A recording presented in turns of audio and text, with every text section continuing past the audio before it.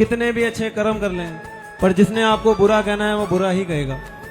श्री कृष्ण भगवान खुद भागवत में कहते हैं कि आपको बुरा समझने वाला आपके मौन का भी गलत मतलब निकाल लेगा, क्योंकि नजर का ऑपरेशन तो किया जा सकता है पर नजरिए का नहीं। और यकीन करना, बहुत सारे रिश्ते आजकल सच बोलने पे भी खराब हो जाते हैं।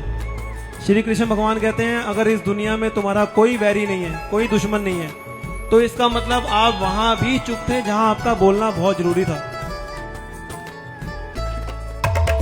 दूजे आदे हक दे जमाई कदे कराना, भूल के से दी बुराई कदे कराना, भूल के से दी बुराई कदे कराना। तेरा हमें से